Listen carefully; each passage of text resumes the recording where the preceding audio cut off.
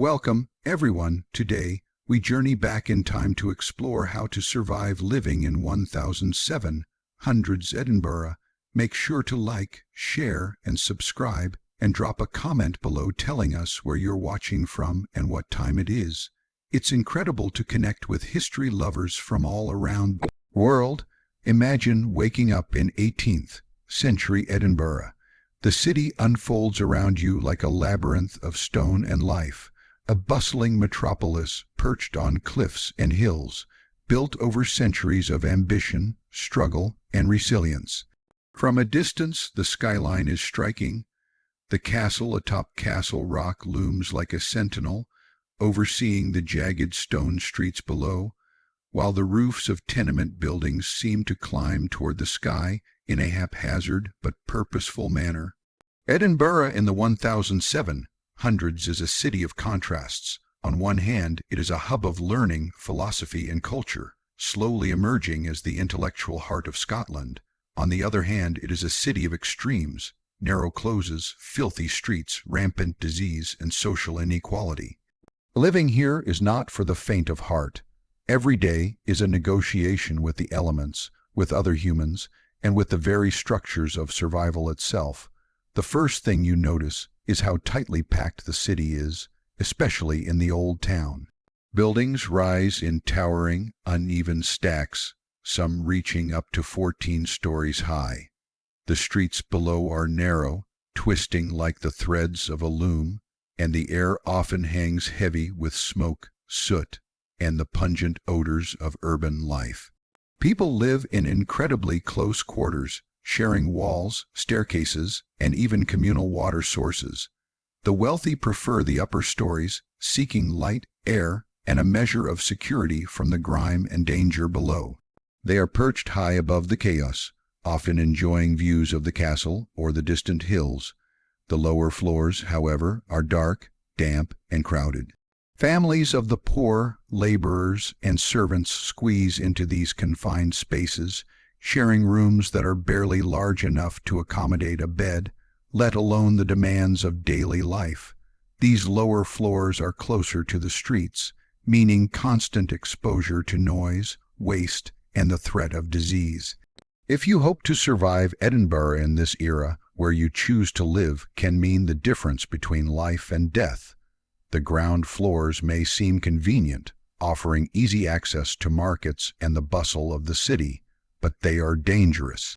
Dampness seeps into the walls and floors, carrying mold and illness. Overcrowding is almost guaranteed, and the smells alone are enough to unsettle anyone unaccustomed to the realities of 18th century urban life. In the winter, water leaks through poorly constructed roofs, soaking the walls and floors. In the summer, the lack of ventilation and the heat from cooking fires turn these spaces into stifling chambers. Ground floors are also more susceptible to theft, fire, and outbreaks of plague or other illnesses. The higher floors, though safer from the filth and more prestigious socially, come with their own challenges. Climbing steep staircases multiple times a day is exhausting, particularly if you are carrying heavy goods or returning home from work. Fire is a constant threat in the wooden interiors, and without modern firefighting equipment, a blaze can consume an entire street in hours. Falling from these heights, whether from accidents or structural failures, is a real danger. The middle floors, as mundane as they may seem, often provide the best compromise. They are far enough above the filth of the streets to reduce exposure to disease and unpleasant odors, but not so high as to make daily life a struggle or to put yourself at great risk in case of fire. From these floors, you can observe the city without being constantly endangered by its chaos. The middle floors are home to skilled tradespeople, minor merchants, and families striving for stability. It is here that you might see the rhythm of daily Edinburgh life, the street sellers calling out their goods, children darting between doorways, the occasional clash between drunken neighbors spilling into the close. Living here requires awareness, adaptability, and a willingness to negotiate both the physical and social terrain of the city. The streets themselves are a study in contrasts and hazards. Winding, narrow, and often uneven, they connect homes, markets, and public spaces in a maze that can easily confuse newcomers. Every street has its own character and risk. Some are relatively clean and well-trafficked, while others are alleys and closes that are dark, damp, and virtually unpoliced. At night, the city becomes a different place entirely. Shadows stretch long across the cobblestones, and dangers multiply. Pickpockets and thieves are emboldened in the darkness, while the unlit alleys provide perfect hiding spots for those with ill intentions. The streets are alive with sound, the chatter of merchants, the braying of horses, the creaking of carts, and the occasional shout of warning as someone warns of danger. Surviving in Edinburgh requires not only a good understanding of its geography, but also keen awareness of its social patterns.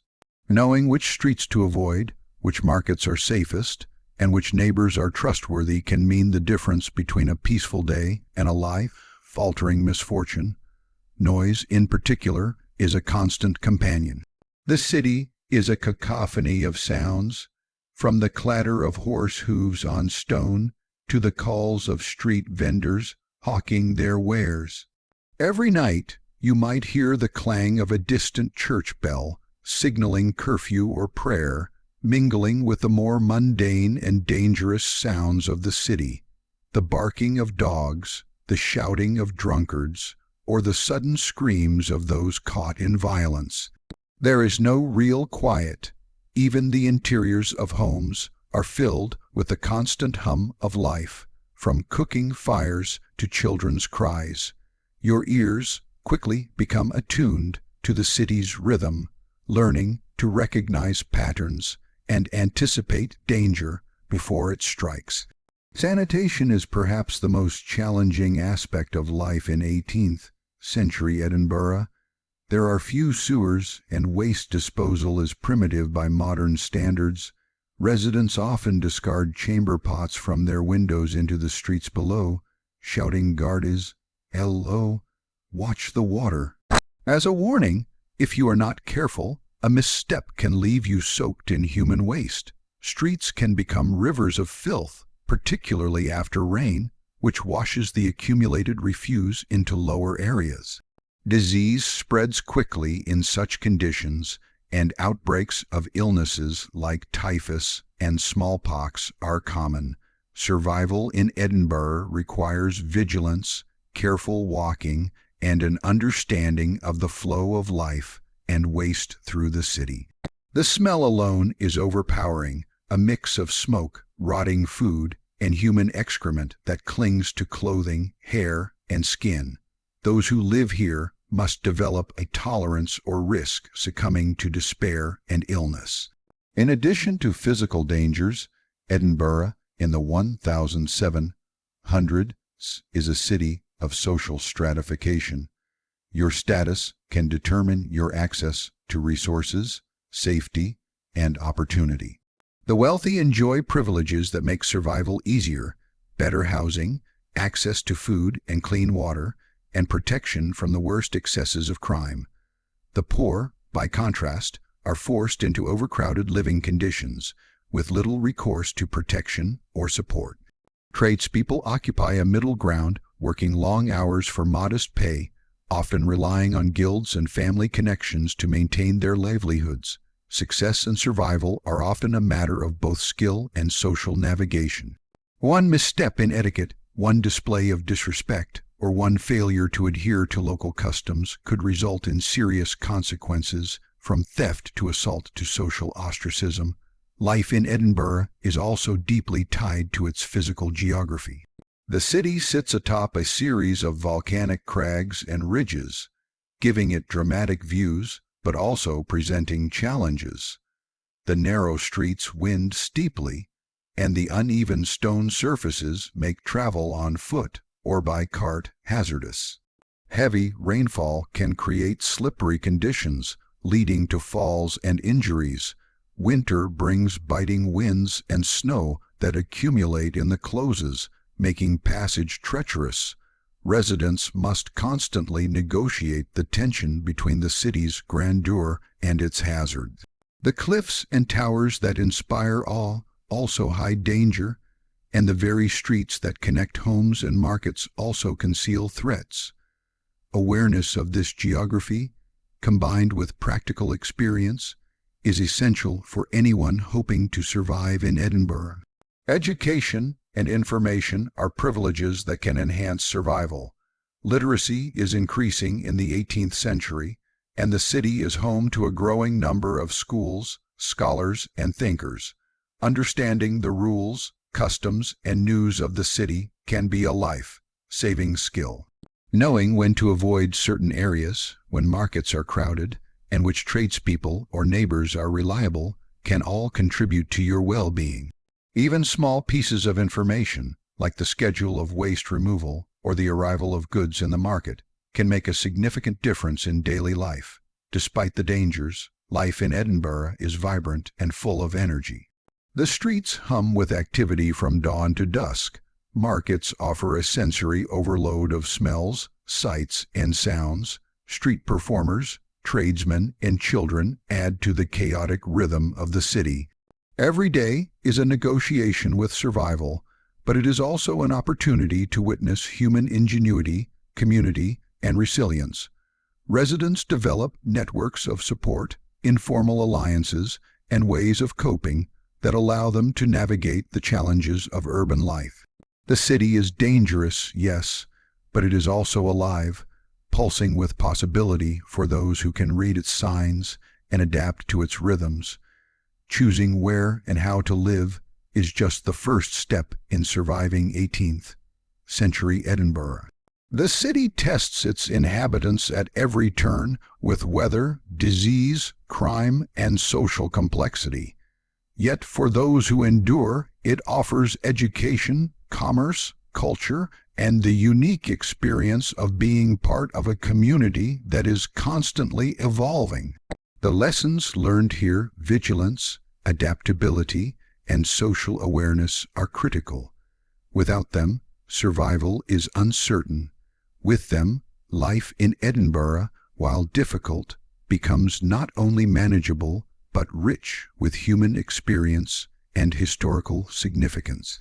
In short, waking up in 18th century Edinburgh is waking up in a city of contrasts, towering stone buildings alongside narrow, filthy alleys, intellectual vibrancy alongside disease and danger, community support alongside social hierarchy. The city demands awareness, resilience, and intelligence from its residents. It rewards those who understand its rhythms, navigate its hazards, and negotiate its social complexities. For anyone hoping to survive, Edinburgh is a test of courage, adaptability, and practical wisdom. Those who succeed gain not only life, but a deep immersion into one of the most fascinating urban environments of early modern Europe, a city that challenges and shapes its inhabitants in ways that are both immediate and enduring. From a distance, Edinburgh in the 1700s might appear as a picturesque city of stone and spires, a place of narrow streets that wind between towering tenements and elegant public buildings. Yet, step closer, and the romantic image quickly dissolves into a reality that is far harsher, far more unforgiving. The narrow closes and alleys of the old town form a maze of daily challenges, each step fraught with risk, each corner potentially hiding danger or filth. Life here is not gentle. The streets, while bustling with commerce and conversation, carry the unmistakable weight of centuries of urban density and human struggle. Surviving here is about more than just finding shelter. It is about learning to navigate every sensory and social hazard the city presents. It is a matter of strategy, awareness, and sometimes sheer luck. The first obstacle that strikes the senses is the smell. Edinburgh's streets are heavy with a mixture of scents, none of which are likely to please a modern visitor. Smoke from fires used for cooking and heating lingers in the air, blending with the pervasive odor of waste and decaying matter. There are few sewers, and what exists is inadequate to handle the volume of waste produced by the city's growing population. Residents commonly dispose of chamber pots and other refuse directly into the streets, often from their upper-story windows, shouting "Gardes, L.O., watch the water," as a warning to passers-by below. For the unwary, the streets can be treacherous in ways that go beyond the obvious threat of thieves or accident. A misstep can leave one soaked in human waste. The smell is not merely unpleasant. It is a constant reminder of the hazards of urban life, a reminder that survival in this city requires vigilance, not just skill or strength. Navigating these streets is a skill that develops over time, learned through observation, trial, and error. The narrowness of the closes, streets so tight that two people often cannot pass without brushing shoulders, amplifies the risk of exposure to filth, theft, and disease. Cobblestones, uneven and worn by centuries of traffic, can be slippery, especially when rain turns them into treacherous paths. In wet seasons, gutters overflow, mixing rainwater with waste, mud, and debris. Anyone unfamiliar with the city quickly learns that staying to the edges of the street is a poor choice. The center offers a slightly safer path, but even there, caution is necessary. Edinburgh's residents develop a keen awareness of these patterns, moving with a careful balance of speed and alertness, eyes scanning both the ground and the activity around them. The noise of the city is another factor that shapes daily life. Unlike the quiet suburbs or rural villages of the era, Edinburgh is a city alive with constant sound. The clatter of horse-drawn carts over cobblestones mixes with the shouts of street vendors hawking bread, cheese, fish, and other goods. Children's cries echo from the upper floors of tenements, mingling with the occasional bark of a dog or the sound of a cat scavenging for food. Every so often, the clang of a church bell signals the hour or a public warning, cutting through the everyday hum of activity. This cacophony becomes the soundtrack of survival, a rhythm that residents quickly learn to interpret. Certain sounds signal opportunity, such as the approach of a market cart, while others indicate danger, such as raised voices or the sudden shout of thief in a nearby alley. The city teaches its inhabitants to listen as carefully as they walk, to read the signs embedded in sound as much as in sight. Illness and disease are ever-present companions in the streets of 18th century Edinburgh. The close quarters of the old town, combined with the lack of sanitation, create ideal conditions for the spread of contagious illnesses. Typhus, smallpox, cholera, and other diseases move quickly through households and neighborhoods, often leaving devastation in their wake. A single exposure can mean death, particularly for children and the elderly. Preventing infection requires constant attention to hygiene, which is difficult in a city where clean water is scarce and bathing is a luxury. Residents wash when they can, using basins of water that are shared among family members, but true cleanliness is a challenge. Clothing, often worn for weeks or months without proper cleaning, carries the lingering threat of lice and disease. Survival depends not only on awareness of physical dangers, but also on careful attention to personal and household hygiene, on understanding which practices reduce risk and which invite illness. Water, which seems so simple and essential, is one of the most unpredictable and dangerous elements in daily life. Wells exist, but are often contaminated, especially those located near crowded housing. Rainwater is collected in barrels, but is also prone to contamination. Residents learn to treat water with caution, boiling it whenever possible or mixing it into soups and stews rather than drinking it plain. Ale and beer, though more expensive than water, are often safer options as the brewing process kills harmful bacteria. For children and adults alike, making choices about what to drink is a daily exercise in judgment and foresight. Misjudging these choices can result in illness, weakness, and sometimes death, highlighting how survival in Edinburgh depends on knowledge, not just instinct. Despite these challenges, the city is vibrant and alive with human activity. Markets are central to life, offering a place not only to obtain food, but also to hear news, meet neighbors, and conduct business. Vendors call out their wares, ranging from fresh bread to dried fish, from coarse textiles to handmade tools. Each interaction carries the potential for advantage or misfortune. Haggling is expected, but a misstep can offend the wrong person, creating social tension that might escalate into violence.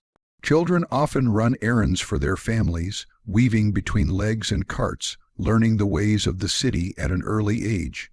Elderly residents sit at windows or doorways, watching the ebb and flow of life, often offering guidance or warnings to those less experienced. The streets are a theater, and every participant must know their role if they hope to navigate it safely. The social environment of Edinburgh is as complex and challenging as its physical one. Residents must constantly negotiate relationships, alliances, and hierarchies. Guilds control trades, families control networks, and reputation often dictates opportunity. One wrong word, one failure to show respect, can lead to exclusion from commerce, hostility from neighbors, or even legal trouble. Observing the habits, attitudes, and cues of others becomes a survival skill. Learning who can be trusted, who is dangerous, and who is indifferent can be the difference between safety and calamity. Even minor details, such as how one dresses or where one shops, can carry social significance that impacts survival and opportunity. The city rewards vigilance, prudence, and social intelligence. The architecture itself contributes to both the beauty and the danger of daily life. Tenements rise in uneven, sometimes precarious stacks, often connected by narrow staircases and external walkways. Wooden beams, balconies, and chimneys create vertical networks of space that residents use to navigate or communicate. Fires, however, are a constant hazard, and the dense construction means they can spread quickly. Residents develop informal firefighting strategies, bucket brigades, and early warning systems, but these are limited by resources and knowledge. A fire in one close can devastate multiple families, erasing homes, possessions, and livelihoods in a single night. Understanding the risks inherent in the city's construction is essential for survival, as is developing both personal and community strategies to mitigate them. Even the weather shapes life in profound ways. Edinburgh's location exposes it to cold winds, rain, and occasional snow. In winter, streets become icy, closes treacherous, and homes difficult to heat. Cooking fires provide warmth, but also fill the interiors with smoke, exacerbating respiratory problems. Summers, though milder, bring their own hazards, including the proliferation of flies and other insects that spread disease. Rainwater collects in gutters and on uneven streets, mixing with waste to create treacherous surfaces. Residents adapt by wearing layered clothing, sturdy footwear, and protective outer garments. They learn to read the sky, anticipate storms, and plan their daily activities around weather patterns that we might now consider trivial, but were then matters of life and death. Despite these hardships, Edinburgh in the 1700s is a city of opportunity and learning. The Scottish Enlightenment is beginning to take shape, with philosophers, writers, and scientists laying the foundations for intellectual revolutions that will reverberate throughout Europe. Libraries, schools, and universities offer education to those with means or connections. Knowledge is a form of protection. Literacy and understanding provide access to safer neighborhoods, better employment, and social mobility. Observing, learning, and adapting are essential skills for anyone who hopes not just to survive but to thrive. Life in Edinburgh teaches patience, strategy, and resilience, creating individuals who are resourceful, aware, and attuned to the subtle signals of their environment. For newcomers to the city, the learning curve is steep. Every corner hides lessons in caution, observation, and social negotiation. The patterns of daily life, the timing of markets, the flow of street traffic, the signaling of danger, must be learned, internalized, and acted upon. Failure to adapt can result in misfortune or death, but success allows one to navigate the streets with confidence, interact with fellow residents with skill, and find moments of beauty and pleasure in an environment that is often harsh and unforgiving. The city rewards those who understand it, who anticipate its rhythms, and who respect both its power and its limitations. In many ways, life in Edinburgh is a test of human adaptability. The narrow streets, the smells, the noise, the social hierarchies, and the ever-present danger combine to create an environment that is both demanding and instructive. Residents develop a keen sense of observation, learning to read the intentions of others, the condition of the streets, and the signals of the weather. They cultivate patience, foresight, and resourcefulness. They learn that survival depends not just on avoiding immediate threats, but on understanding the deeper patterns of urban life, anticipating danger, and acting with both caution and confidence. Edinburgh, for all its difficulties, shapes those who live within it, creating citizens who are resilient, perceptive, and capable. Even the simple act of walking through the streets becomes an exercise in awareness. Observing the behaviors of neighbors, the movement of animals, and the state of the road beneath one's feet requires constant attention. A single misstep can lead to injury, exposure to filth, or confrontation. Yet, over time, residents develop an intuitive understanding of their environment, learning to predict danger and navigate with efficiency. The city teaches lessons in patience, observation, and adaptation that extend beyond survival, shaping character and perspective in profound ways. In conclusion, Edinburgh in the 1700s is a city of contrasts, challenges, and lessons. Its narrow closes, uneven streets, pervasive smells, constant noise, and social complexity create an environment that tests every aspect of human skill and resilience. Surviving here requires vigilance, adaptability, social intelligence, and an understanding of the rhythms of city life. Those who succeed gain not only life, but a deep engagement with a vibrant, intellectually stimulating, and historically significant urban environment. The city is unforgiving, but it also offers rich rewards for those who learn its patterns, respect its dangers, and navigate its challenges with care, insight, and courage. In 18th century Edinburgh, one of the greatest challenges to daily survival is securing reliable food and water. Life in this city is dictated not only by the harsh climate, narrow streets, and crowded tenements, but also by the availability, quality, and safety of what residents eat and drink. Markets and merchants form the backbone of urban sustenance, yet even here, abundance is fragile and scarcity is always nearby. Every choice regarding nourishment has consequences. Choosing poorly, trusting the wrong seller, or consuming contaminated water can result in sickness, weakness, or even death. Survival in Edinburgh is as much about knowledge of sustenance as it is about avoiding the street's dangers or negotiating social hierarchies. Food and drink are not mere conveniences. They are a matter of strategy, awareness, and daily vigilance. The city's markets are lively, chaotic hubs where food, goods, and news converge.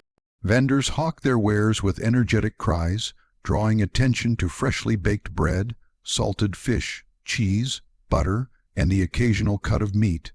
Each stall is a microcosm of the city itself, a mixture of opportunity, risk, and human interaction. For the wealthier classes, these markets provide a variety of choices, while for the poor, selections are limited and often inferior. Bargaining is both an art and a necessity, and understanding the rhythms of supply and demand can improve survival chances. A knowledgeable resident knows which vendors are trustworthy, which products are fresh, and which bargains are truly advantageous. This knowledge is accumulated over years through observation, experience, and social networking. Bread is the staple of Edinburgh life. Coarse, dense loaves made from rye or barley form the base of most meals, particularly for the poor. Bread might be supplemented with oats, porridge, or small amounts of vegetables. Meat is rarer and often comes from tougher cuts that require careful cooking to avoid spoilage. Fish is widely available, especially for those living near the coast, but freshness is a constant concern, and improper storage can render it unsafe. Cheese and butter are prized for their long shelf life and ability to add flavor and sustenance. Spices, sugar, and imported delicacies exist, but are largely out of reach for the majority of residents. The diet is functional rather than luxurious, designed to sustain rather than delight. Nevertheless, for those who understand the market and prepare wisely, even simple foods can provide sufficient nourishment to survive the city's trials. Eating in Edinburgh also involves navigating a social landscape. Public consumption of food varies by class, location, and circumstance. Street vendors sell snacks and quick meals to laborers and apprentices, often in bustling squares or near taverns. Buying from such vendors is convenient but carries risk. Hygiene is not a priority, and food can be contaminated by insects, dirt, or human contact. The well-off avoid such risks by purchasing from established shops, receiving deliveries, or preparing meals at home. Yet even at home, the danger of contamination persists. Storage methods are rudimentary. Barrels, pots, and wooden containers provide limited protection, and the risk of spoilage is high, especially in summer months. Residents develop strategies such as rotating food, cooking thoroughly, and consuming perishables quickly to mitigate these hazards. Water, the most essential element of survival, is equally fraught with danger. Wells exist, but they are often contaminated, particularly those near dense housing. Rainwater collection is common, stored in barrels and cisterns, but this too is vulnerable to contamination from airborne dust, bird droppings, and debris. Rivers and streams flowing through or near the city are heavily polluted, carrying human and animal waste alongside industrial runoff. Boiling water is a common method of purification, but it requires time, fuel, and knowledge. For those who cannot afford ale, beer, or boiled water, consumption of contaminated water is often unavoidable, increasing susceptibility to illnesses like dysentery, cholera, and typhoid. Awareness of water sources, storage practices, and seasonal risks is a constant part of life, and residents develop intimate knowledge of which wells, streams, and barrels are safest at any given time. Ale and beer play a dual role in Edinburgh's diet. Beyond providing calories, they are often safer to drink than water. The brewing process, involving boiling and fermentation, kills harmful bacteria, making ale a staple in many households. Even children might consume watered-down beer as part of their daily sustenance. The strength and quality of ale vary depending on the brewer, the ingredients, and the season, and skilled residents learn to judge both taste and reliability. Taverns, inns, and private homes serve as distribution points for ale, and knowledge of local breweries and taverns can provide an advantage in both safety and social networking. Drinking responsibly is crucial. Overindulgence can lead to accidents, vulnerability to crime, or social conflict, while moderation ensures hydration and nourishment. Food preservation is a constant concern. The absence of modern refrigeration means that perishable items spoil quickly. Meat must be salted, smoked, or cooked immediately. Fish, if not consumed or preserved, quickly becomes hazardous. Bread is often baked in large quantities to last several days, and residents may employ techniques such as wrapping or storing in dry, elevated areas to extend shelf life. Vegetables, when available, are seasonal, and root vegetables like turnips and carrots are relied upon for their durability. The poor rely heavily on porridge and gruel, simple but filling staples that require minimal preparation. Cooking techniques are informed by necessity, tradition, and practicality, with survival requiring both knowledge and skill in preparing meals that are safe, nourishing, and efficient. The act of cooking itself presents hazards. Fires are essential for warmth and preparation of food, yet they are dangerous, particularly in the crowded wooden tenements. Kitchens are small, often poorly ventilated, and filled with smoke and heat. Burns, scalding, and accidental fires are constant risks. Fuel, typically wood or peat, must be managed carefully to maintain warmth without producing excessive smoke. For the lower classes, fuel shortages may limit cooking options, forcing residents to improvise or consume raw or partially cooked foods, increasing risk of illness. Cooking is therefore not just a matter of sustenance. It is a delicate balance of energy management, safety, and hygiene. The sharing of food within households and communities also shapes survival strategies. Families may pool resources to purchase ingredients, sharing the burden of scarcity. Apprentices, servants, and laborers often rely on their employers for meals, creating dependence but also protection. Communal meals foster social bonds but also introduce risk of disease transmission. Observing these social norms and maintaining trust is as critical as understanding the nutritional and safety aspects of food. Survival in Edinburgh is thus intertwined with both the physical properties of food and water and the social practices surrounding their acquisition and consumption. Even simple decisions, such as when and where to eat, carry consequences. Street food might be convenient but unsafe. Market purchases require discernment to avoid spoiled goods. Meals at home must be carefully managed to prevent waste and contamination. Drinking water must be evaluated constantly with attention to source, storage, and preparation. Every choice reflects a balance between necessity and risk, highlighting the precarious nature of urban survival in 18th century Edinburgh. Knowledge, observation, and prudence are essential, and those who neglect these skills often suffer the consequences quickly. Food and water also intersect with economic status. Wealth provides access to higher quality ingredients, safer storage, and more reliable water sources. The poor, by contrast, often consume what is available, regardless of safety or quality, increasing exposure to illness. Market knowledge, social connections, and resourcefulness can mitigate these disparities, but economic realities are a constant limiting factor. Understanding the city's supply chains, seasonal fluctuations, and local practices provides a competitive advantage.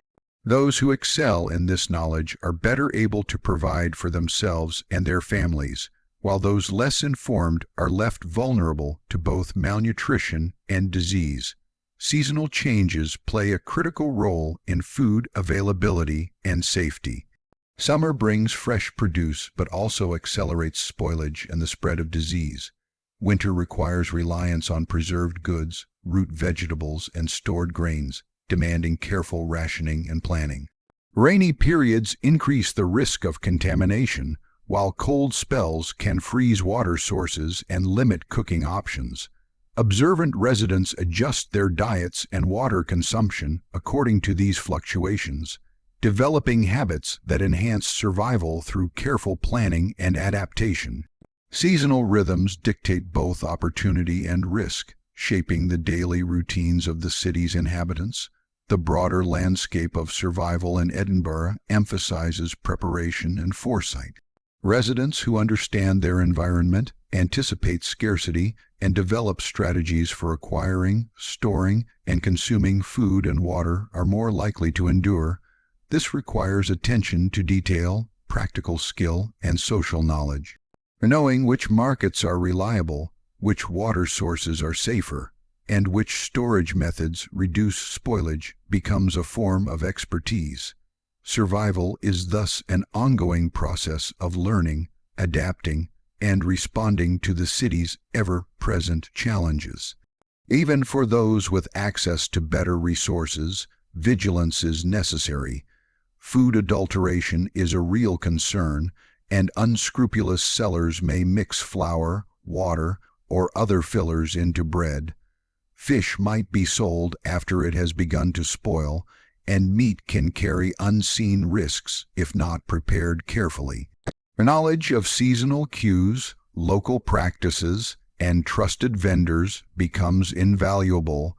Residents develop an acute sense of discernment, learning to detect subtle changes in appearance, smell, and texture that indicate safety or danger. These skills, honed over time, are critical components of survival, complementing social intelligence, physical resilience, and environmental awareness. In addition to the physical and economic aspects of food and water, cultural practices shape consumption patterns. Meal times, communal dining, and dietary restrictions influence what is eaten and how it is prepared. Certain foods are associated with festivals, religious observances, or social status, affecting both availability and social perception. Understanding these cultural norms is part of surviving Edinburgh, as deviation from expected practices can result in social ostracism, ridicule, or conflict. Knowledge of cultural context is intertwined with practical skill, creating a comprehensive survival strategy that encompasses both physical sustenance and social navigation.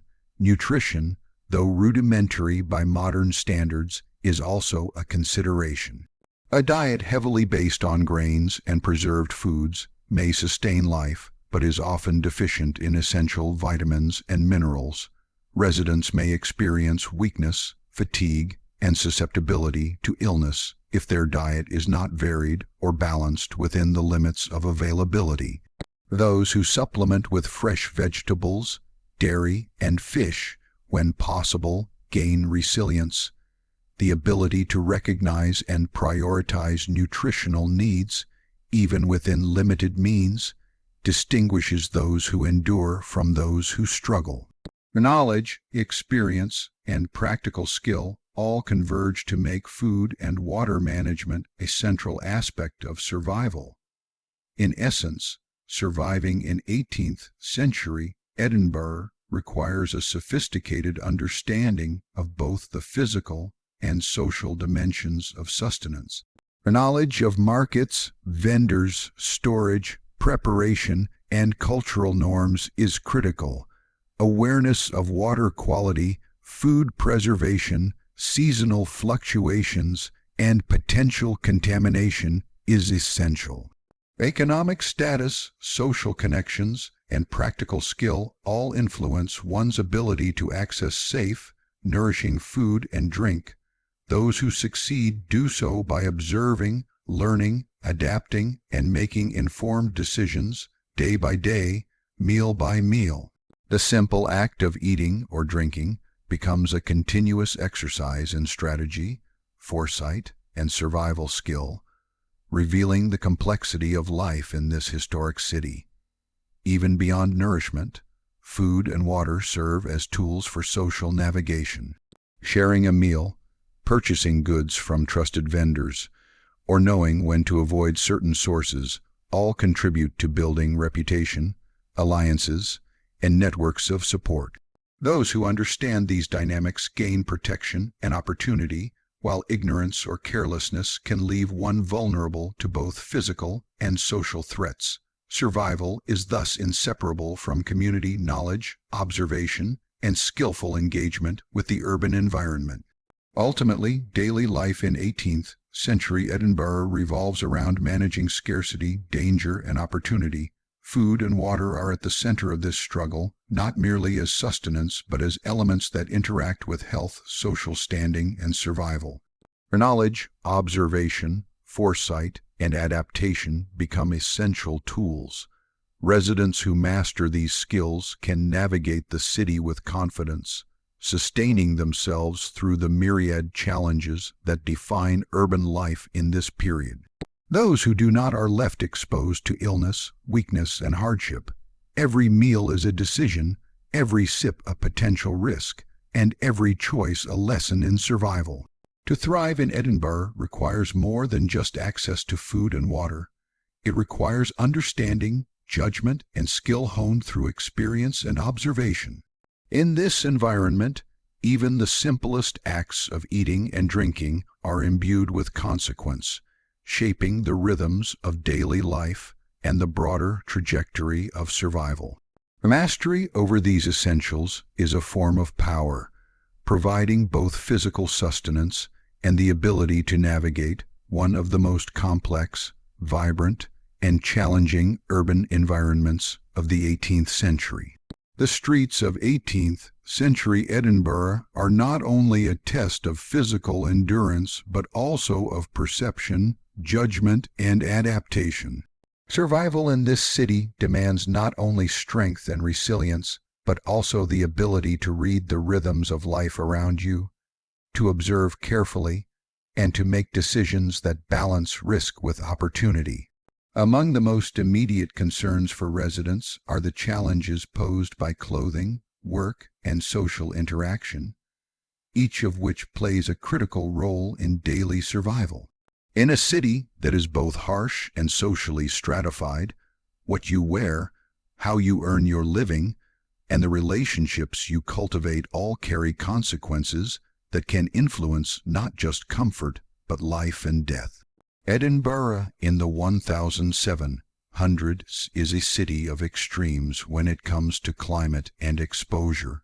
The city is perched on cliffs, surrounded by hills and exposed to the elements, with winds that cut through the narrow closes and alleys, sometimes carrying the chill for miles into the heart of homes and public spaces.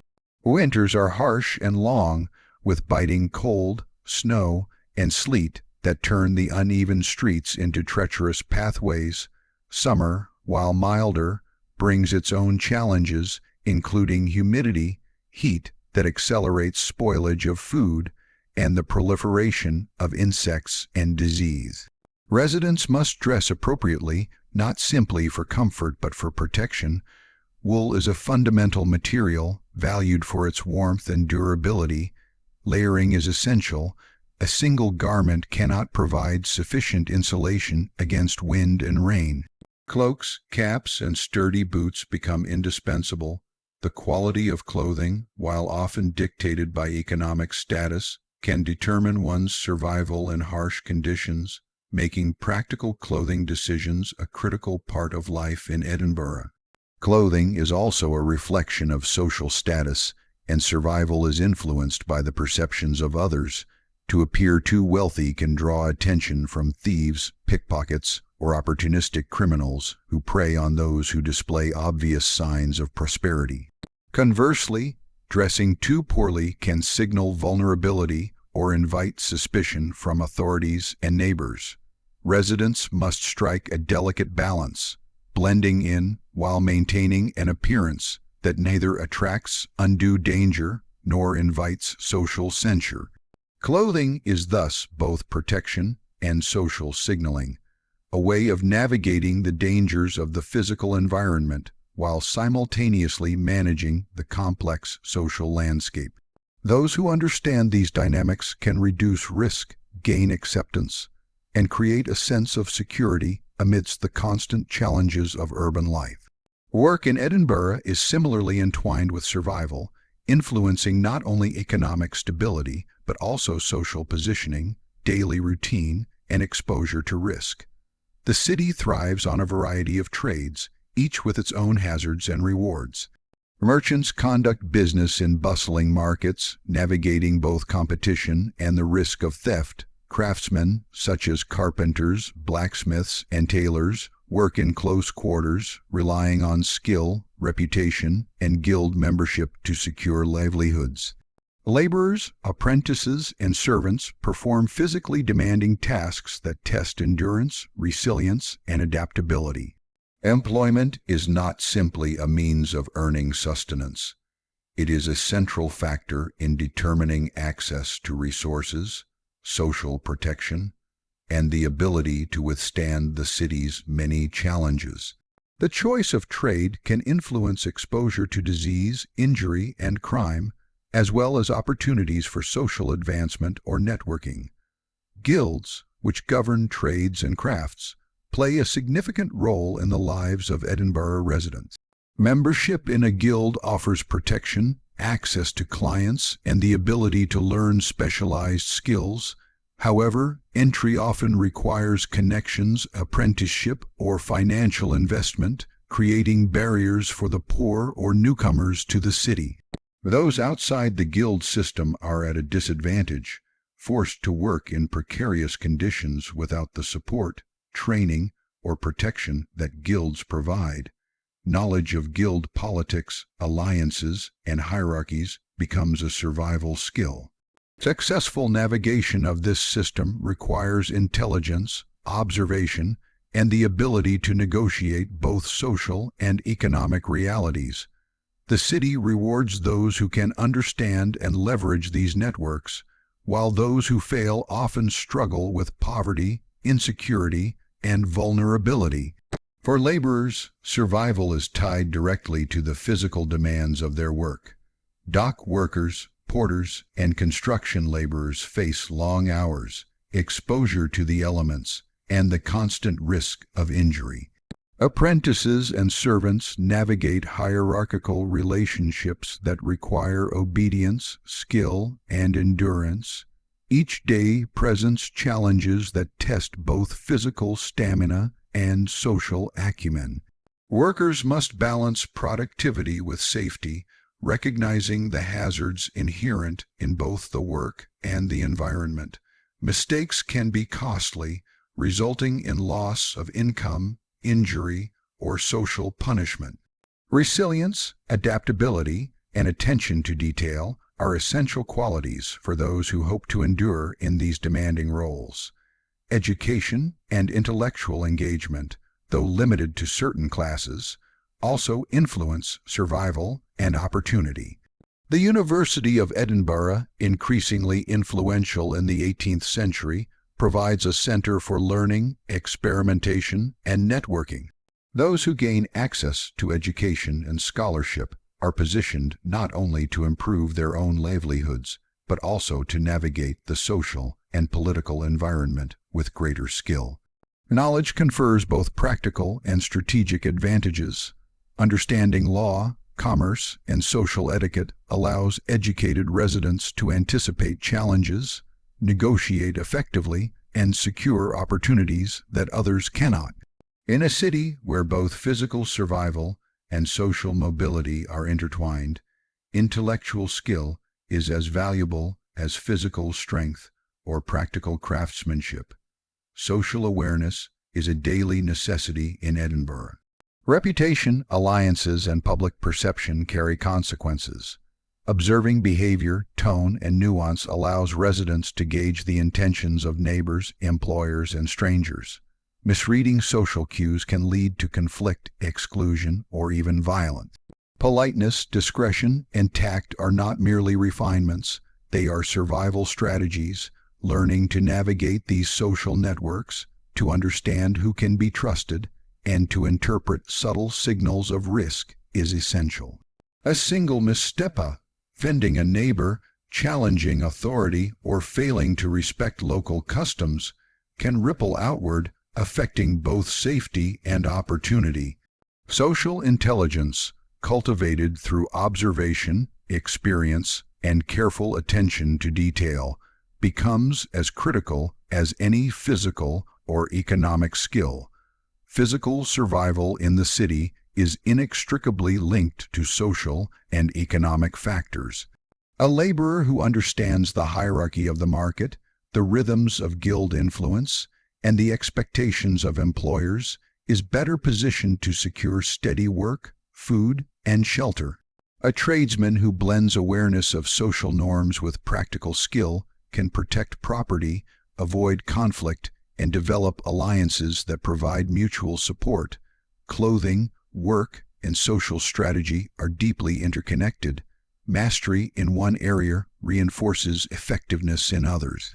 For example, appropriate clothing reduces vulnerability to weather and theft, while social awareness allows for better access to employment and safer routes through the city. Survival is a holistic exercise requiring attention to multiple domains simultaneously. The city itself shapes behavior and strategy. Its architecture, geography, and population density create conditions that demand vigilance and adaptation. Narrow streets and tall tenements concentrate both opportunity and risk. Close quarters increase exposure to disease and conflict, but they also provide access to markets, guilds, and networks of support. Alleyways, staircases, and rooftops can serve as escape routes or vantage points, while also posing dangers if misused. Understanding the physical layout of the city, its streets, closes, and public spaces, is essential for daily survival. Residents develop mental maps, memorizing pathways, hazards, and safe zones. Knowledge of the urban landscape is as critical as knowledge of food, water, or social dynamics, enabling residents to move efficiently, avoid danger, and exploit opportunities. Time management is another critical factor. Daily life follows patterns dictated by light, weather, market schedules, and work obligations. Laborers rise early, working long hours with few breaks, while merchants and craftsmen adjust their routines according to customer flow and guild expectations. Observing and adapting to these rhythms enhances survival. Knowing when markets are crowded, when roads are safer, and when social encounters are most favorable allows residents to maximize resources and minimize risk. Time is a resource as vital as money or food. Mismanagement can lead to missed opportunities, exposure to hazards, or social missteps. Economic strategy is intertwined with work and social skill. Residents must allocate limited resources for sustenance, clothing, shelter, and trade. Saving, investing in tools or materials, and understanding the value of labor are daily challenges. Decisions about when to work, whom to trust, and how to spend earnings are constantly evaluated against the backdrop of urban survival. Economic miscalculation can result in deprivation, while careful management can provide resilience and security. In many cases, economic skill is directly linked to social skill. Building relationships, leveraging networks, and maintaining reputation influence access to work, protection, and opportunity. The dangers of physical labor extend beyond fatigue and exposure. Injuries are common, whether from accidents with tools, falls from heights, or collisions in crowded streets. Access to medical care is limited, with rudimentary treatments that often pose their own risks. Knowledge of basic first aid, remedies, and preventative measures can reduce harm. but survival often depends on avoiding accidents entirely. Residents develop habits, routines, and precautions that mitigate risk. Careful movement, observation of hazards, and prioritization of safety over speed or convenience. Physical skill, experience, and vigilance are essential complements to social and economic intelligence. Conflict and crime are persistent concerns in urban life. Workplaces, streets, and markets are arenas of both cooperation and competition. Disputes over wages, territory, or goods can escalate into violence. Thieves, opportunists, and criminals exploit crowded conditions, lack of policing, and social hierarchies. Social intelligence helps identify potential threats, allowing residents to navigate spaces safely, avoid confrontation, and protect possessions. Conflict resolution, diplomacy, and strategic withdrawal become essential skills. Survival requires knowing when to act, when to speak, and when to remain silent. Every interaction carries potential consequences, shaping one's safety, reputation, and access to resources. Even in the domestic sphere, challenges abound. Families, apprentices, and servants must negotiate space, responsibilities, and social expectations. Domestic labor is demanding, encompassing cooking, cleaning, maintenance, and childcare, all within constrained and often hazardous environments. Conflict, miscommunication, or failure to adhere to expectations can disrupt household stability. Successful management of domestic life requires planning, cooperation, and attention to detail. In many cases, the strategies employed within homes reflect broader survival skills applicable to the streets, workplaces, and social networks. Leisure and recreation are limited but essential for mental resilience. Music, storytelling, social gatherings, and religious observance provide relief from daily hardships. Participation in communal or family activities strengthens social bonds and fosters networks of support, enhancing both psychological well-being and practical survival. Awareness of social customs, religious observances, and local traditions allows residents to participate safely, avoiding offense while benefiting from community cohesion. Cultural literacy becomes another tool of survival, enabling engagement with the city's social fabric while mitigating potential conflicts.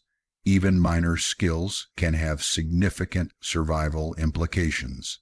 Knowledge of fire management, tool use, basic medical remedies, navigation of the city's physical layout, and understanding of social hierarchy all contribute to daily resilience.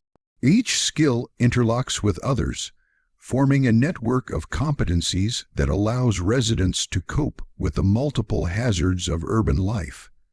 Mastery is incremental, acquired through observation, apprenticeship, trial and error, and social guidance. Those who cultivate these abilities develop both confidence and competence, improving their ability to secure sustenance, avoid danger, and thrive in a complex urban environment. In the broader context, survival is about balance.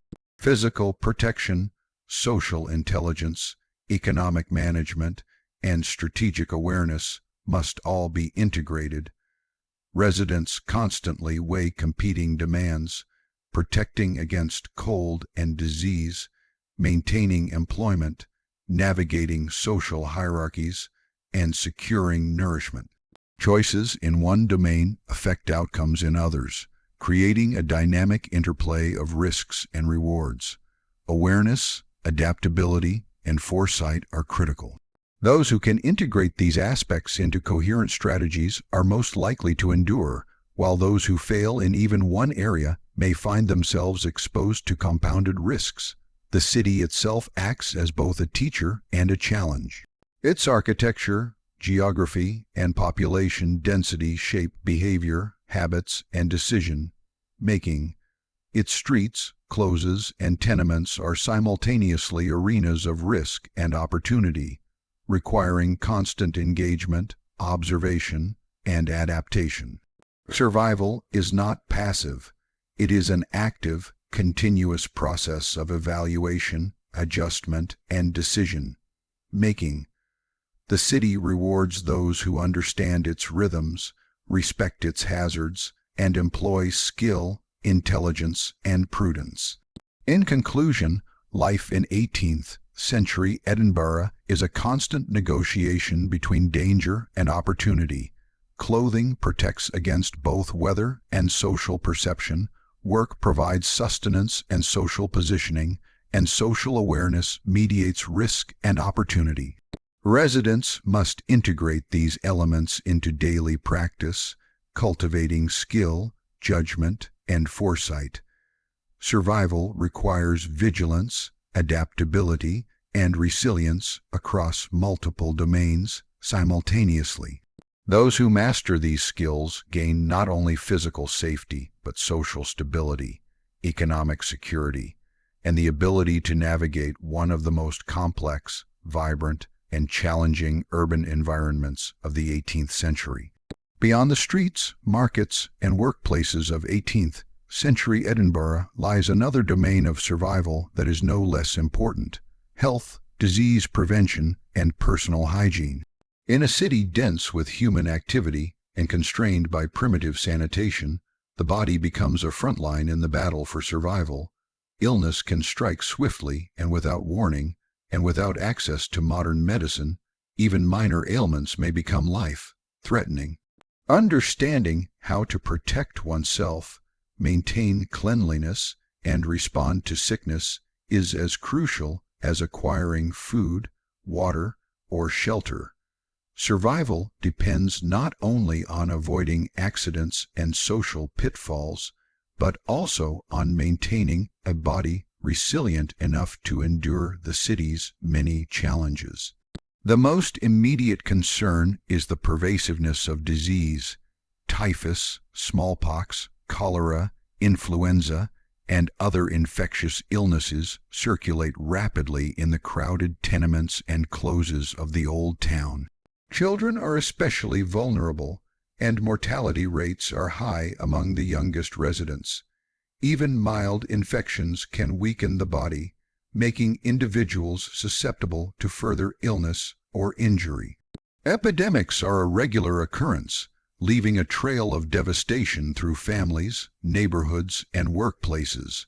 Awareness of symptoms, understanding patterns of outbreak, and maintaining personal hygiene become survival skills that can mean the difference between life and death.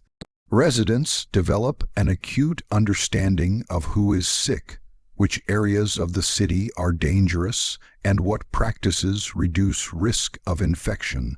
Sanitation is rudimentary and largely reactive. Waste is often discarded in the streets or in shared cesspits, creating constant exposure to bacteria and vermin.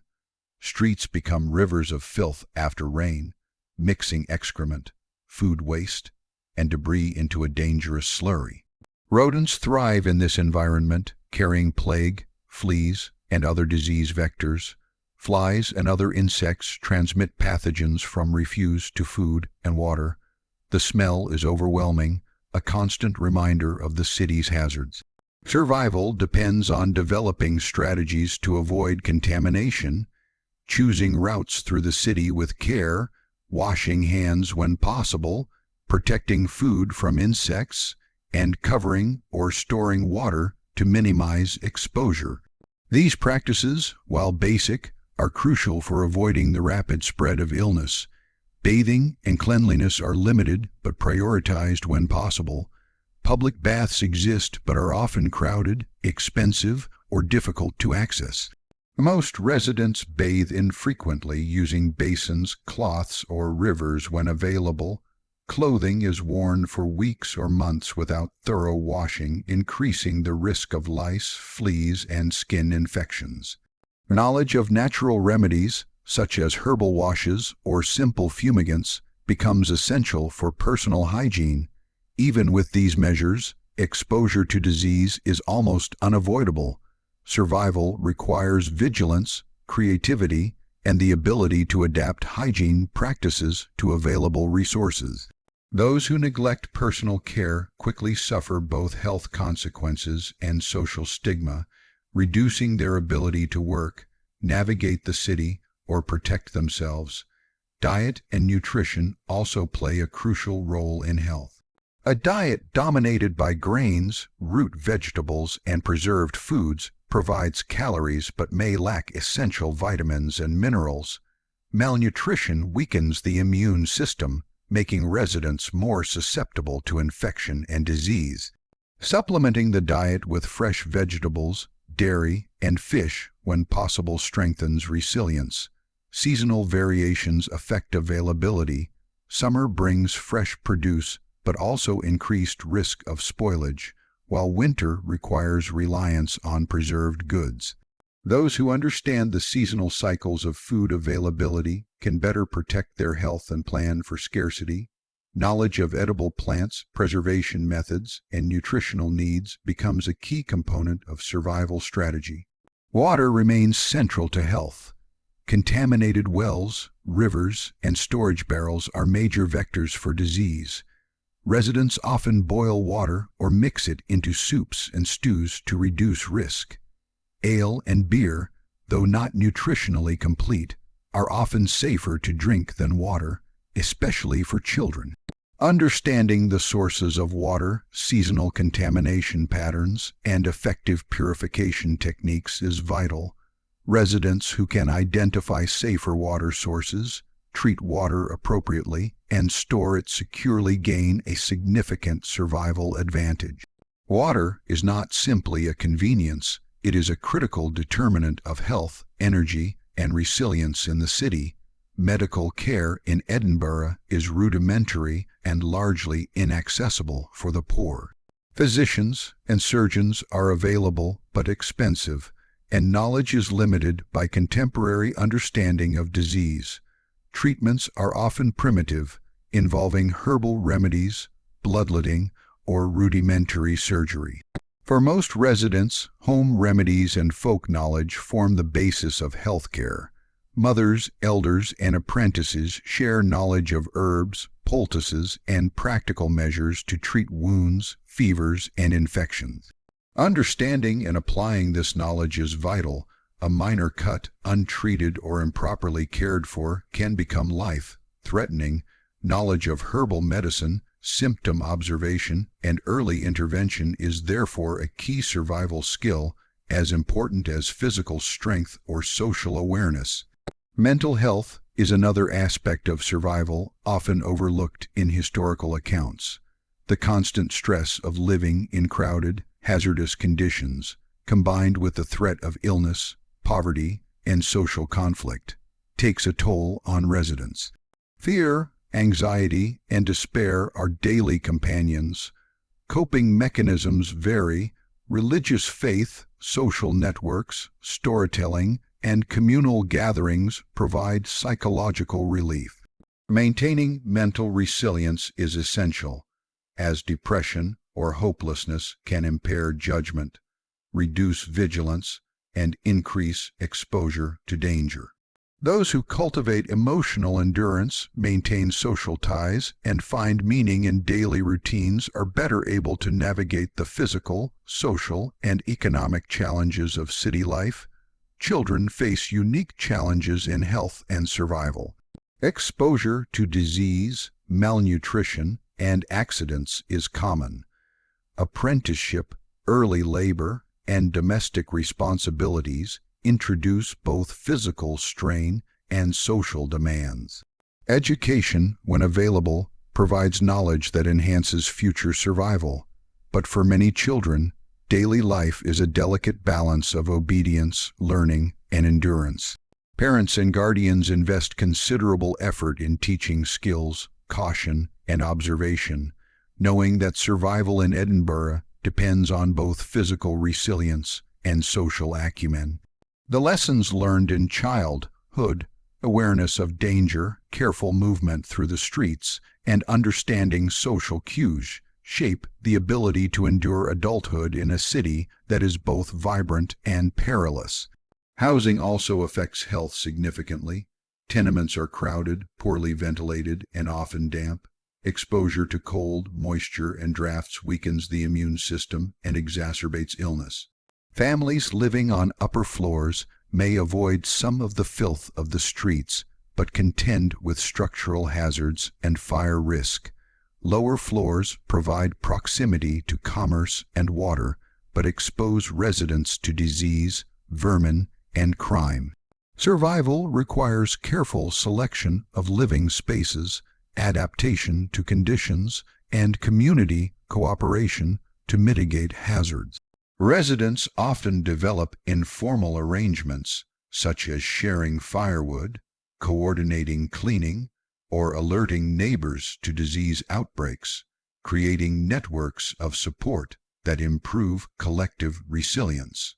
Seasonal epidemics test the city's infrastructure and residents' strategies. Winter brings cold-related illness, such as respiratory infections and hypothermia, while summer accelerates spoilage of food and the spread of waterborne diseases.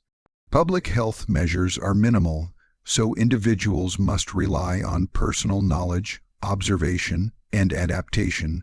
Quarantine practices, avoidance of crowded spaces, and selective interaction with neighbors become key tactics. Residents who fail to anticipate or respond to seasonal risks often succumb quickly, while those who adapt their routines, diet, and hygiene enjoy a distinct survival advantage. Social cohesion plays a subtle but critical role in health. Neighbors often share knowledge of disease outbreaks, remedies, and safer routes through the city. Assistance in times of sickness, such as delivering food, providing care, or alerting family members, is essential. Trust and reciprocal relationships form informal safety nets, allowing residents to navigate hazards more effectively. Those who cultivate social bonds gain not only emotional support but practical protection, reducing vulnerability to illness, accidents, and exploitation. Conversely, isolation or social conflict increases risk, leaving individuals without the benefits of shared knowledge or aid.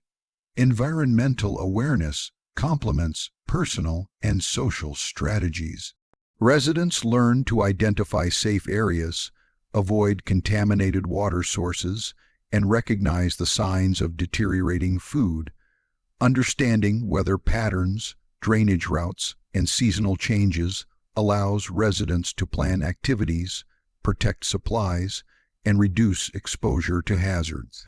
Observation skills, adaptability, and practical experience combine to create a sophisticated understanding of the urban environment, which in turn improves both health outcomes and overall survival. Even small actions carry significance. Washing hands before eating, covering food, boiling water, ventilating living spaces, and observing neighbors for signs of illness all contribute to resilience. Vigilance is constant. Survival depends on proactive behavior rather than reactive measures. Each resident becomes a keen observer, continuously evaluating risk, opportunity, and resources.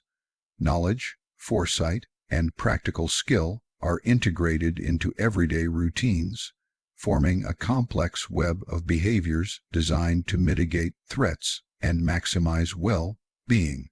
Religious practices intersect with health and survival. Church attendance, prayer, and ritual observances provide psychological comfort, social networking, and guidance in daily life.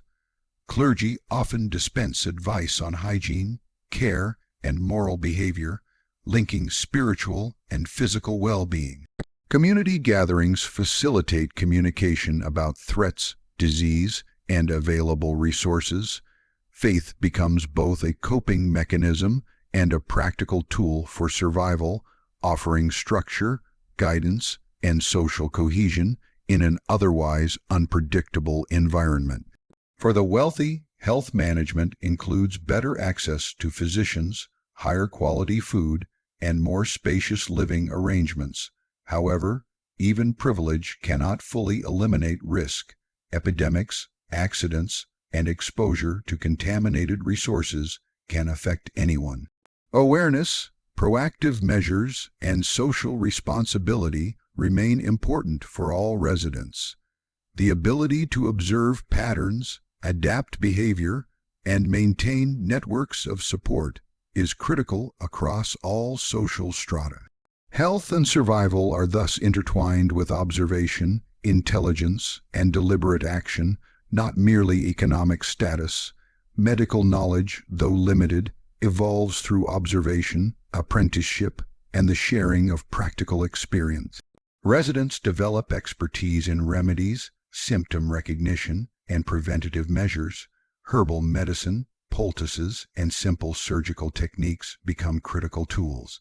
Knowledge transmission occurs within families, guilds, and social networks, creating collective expertise that improves resilience. Survival in Edinburgh is therefore not solely an individual endeavor. It relies on participation in shared knowledge, collaboration, and learning from others. Ultimately, survival in 18th century Edinburgh depends on a holistic integration of physical, social, economic, and environmental strategies. Health, hygiene, and disease prevention are inseparable from clothing, food, work, and social intelligence. Those who understand the interconnectedness of these domains